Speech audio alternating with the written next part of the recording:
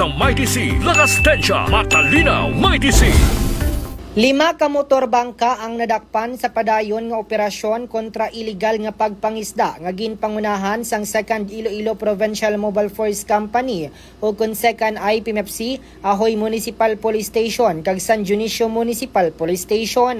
Ang operasyon ginpatigayon sa sulod sang 4 ka adlaw halin Mayo 16 tubtob Mayo 19 subong nga tuig sa nagkalain-lain nga baybayon kag kadagatan sang probinsya sang Iloilo. Base sa record sang kapulisan, tig-2 ka motor bangka ang nadakpan sang 2nd IPMFC kag Ahoy MPS, samtang isa naman ang nadakpan sang San Dionisio Municipal Police Station.